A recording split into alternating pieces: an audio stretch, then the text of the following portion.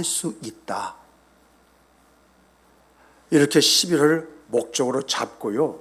그 첫째 주 헌신할 때 헌신이 어떤 성질이냐? 물질적 헌신이 아니라 물리적 헌신입니다.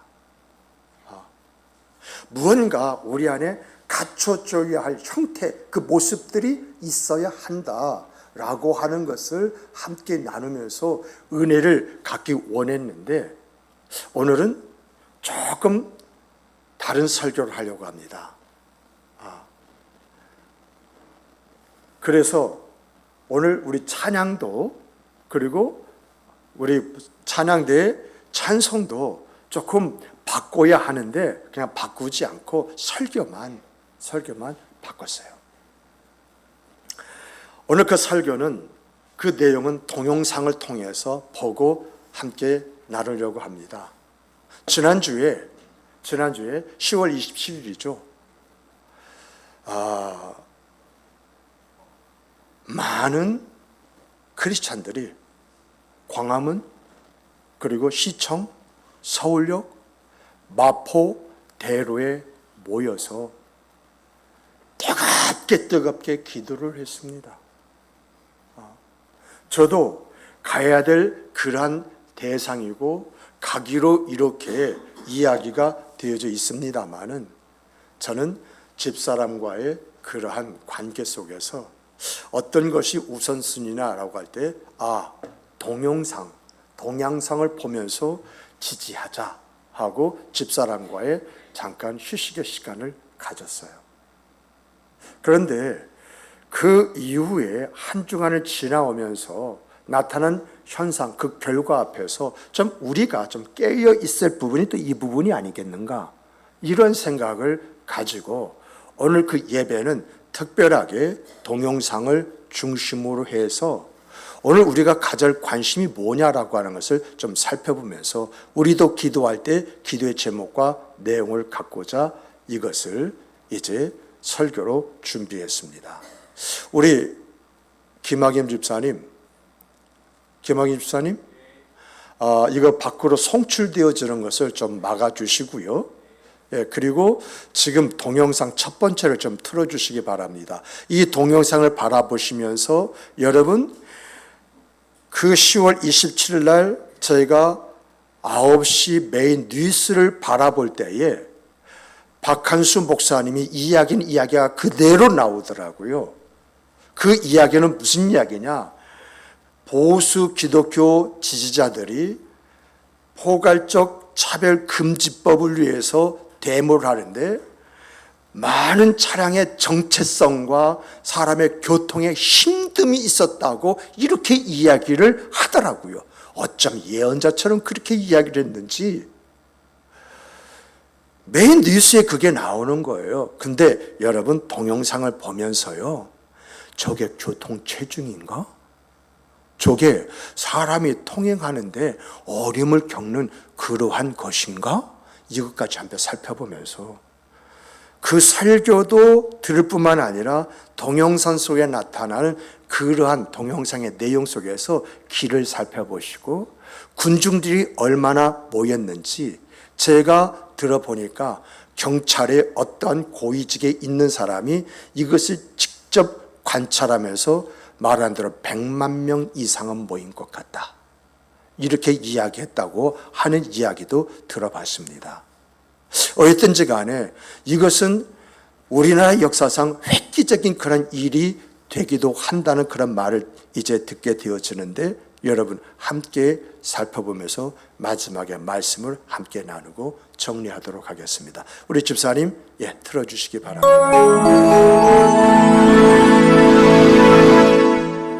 말씀입니다.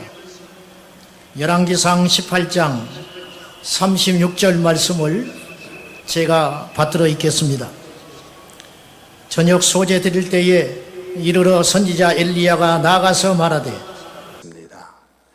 여태 데모 같은 것을 봤습니다마는 그런 배려 있습니까?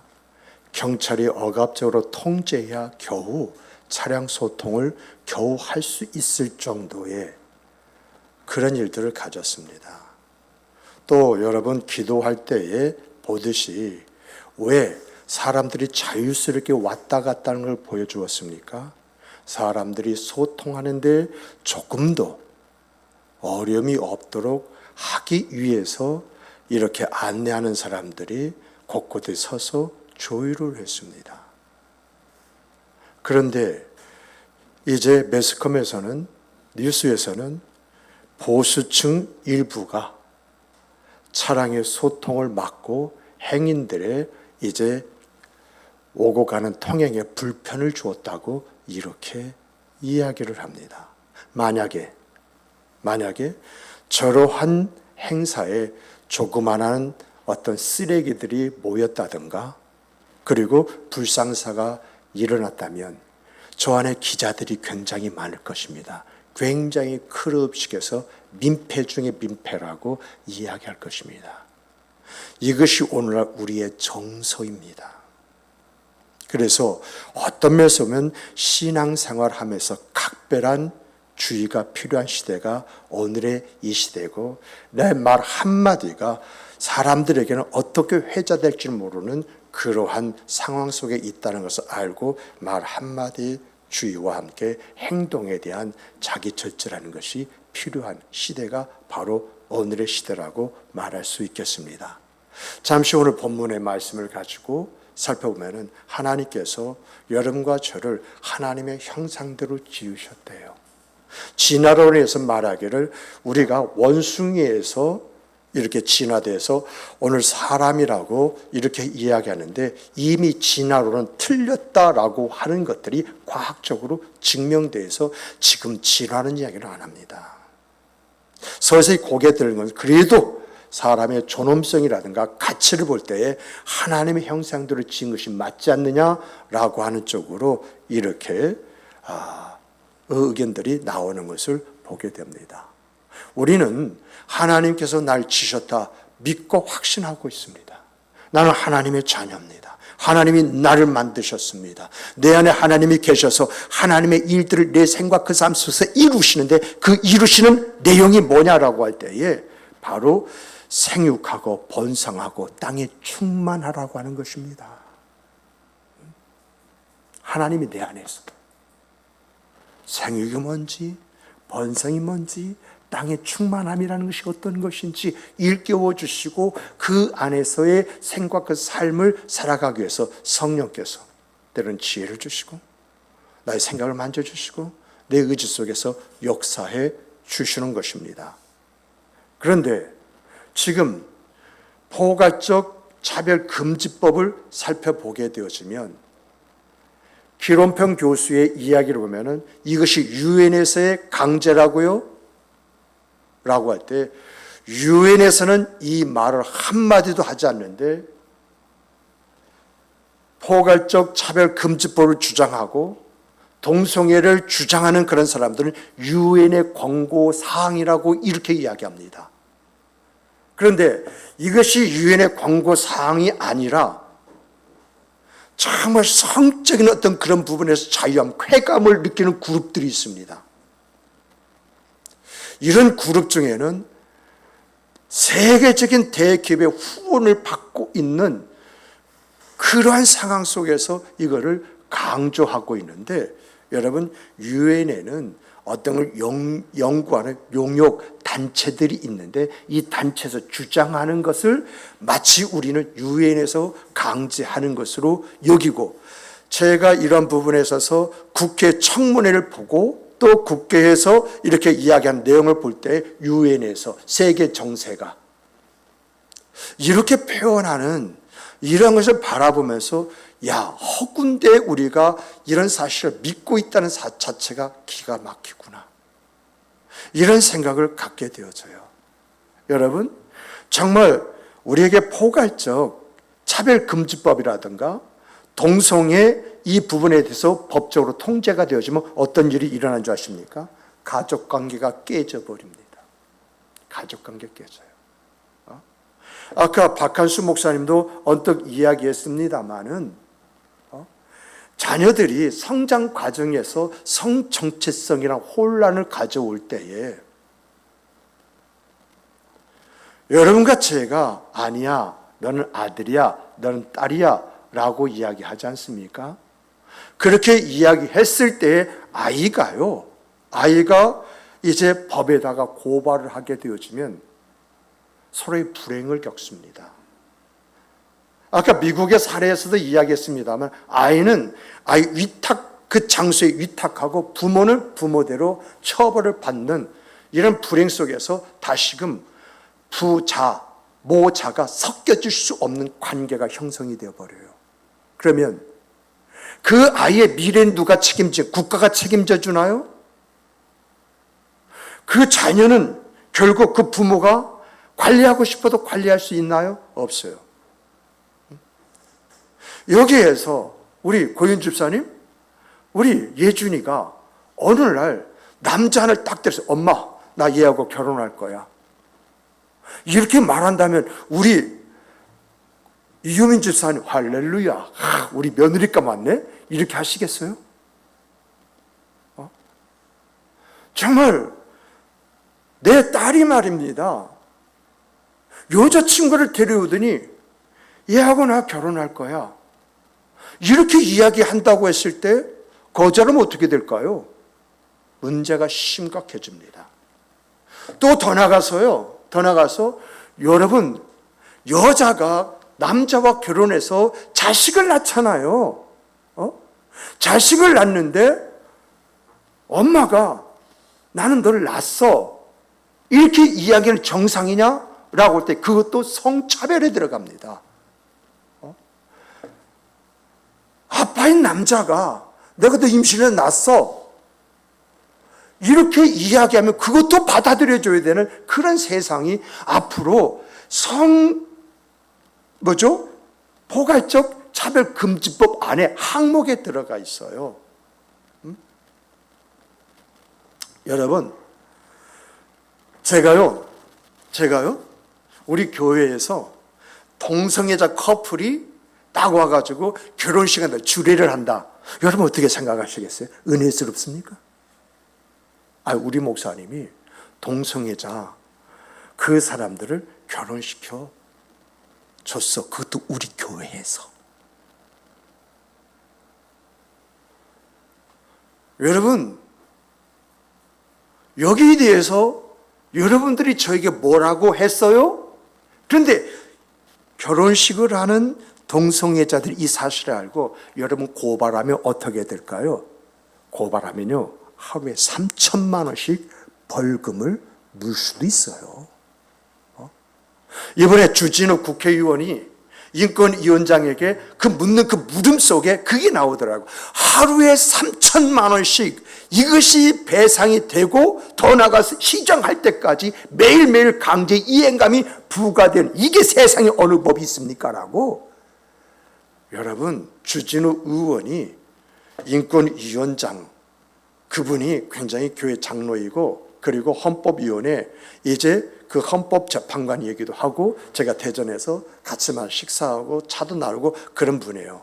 근데 그분이 뭐라고 말하냐면, 나는 보고를 받지 못한 것 같은데 이걸 주장하는 사람이 보고를 받았다고 말하고, 인권위의 직원들에게 알아봤더니 모르는 직원들이 대다수이더라. 근데 그때 굉장히 바빴을 때 누군가 나에게 이야기해 줬다고 하는데 글쎄 내게는 기억이 없다. 그러나 이것이 만약 지팡된다면 인권위원장으로서 역차별이라는 것이 어떤 것인가 구분해서 이것을 정리하겠다고 이렇게 이야기를 하더라고요. 그런데 제가 여기서 주례를 동성애자 했다? 여기에 대해서 여론을 말한다? 저는 여러분들의 목사이기 때문에 말을 하지 않다 할지라도 동성애자가 그걸 알고 고발한다고 한다면 이거 어떻게 감당합니까? 여러분, 제가요 여기 신천지는 이단입니다, 이 인단에 걸리면 죽습니다 라고 하는 설교를 했는데, 신천지가 듣고 차별금지법에 해당한다고 고발하면 어떻게 되겠습니까? 저는 이거 시장할 때까지요 자유스럽지 못합니다. 법적으로 강제할 뿐만 아니라 고통 가운데 있고, 여러분들 이단이라 말도 못하고 그러다 보면 이단은 활동을 활기치고 있는데도 불구하고 그래서 많은 영혼이 죽어가고 있음에도 불구하고 거기에 대해서 말 한마디도 하지 못하는 그런 문제가 우리 안에 있는 거예요. 단순하게 동성애 이 문제만이 아니라 포괄적 차별금지법 속에서는 우리의 입을 다물게 만드는 대다수의 말을 강제해서 말하지 못하게 하는 그런 일들까지 그 안에 다 담겨져 있다는 것입니다. 자영업자가요, 여러분 이제 차별금지법에 해당되지 않습니까?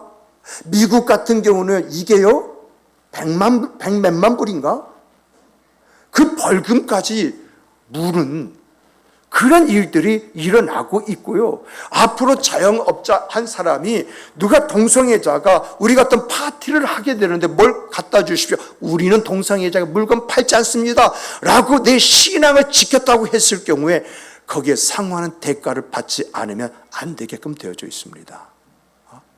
여러분, 학교 교육은 괜찮을 것 같아요? 학교 교육에서는요, 성에 대해서 이야기할 때 동성애자의 성까지 이야기를 해줘야 돼요. 동성애자는 성관계를 갖다 어떻게 갖는다라고 이야기해 주지 않으면 성차별을 저 해지게 되어집니다. 자유스러울 것 같다고요? 여러분, 내가 직장을 다니려고 하는데 내게 있어서 이제 차별금지법에 내가 한 접촉이 있어요. 이런 사람들을 쓰지를 않아요. 쓰게 되어지면 거기에 상하는 이제 문제를 감당해야 되는 것입니다.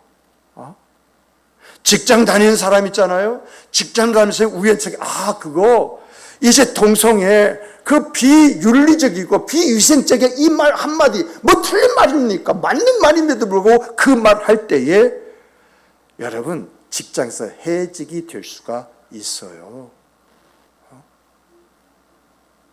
이렇게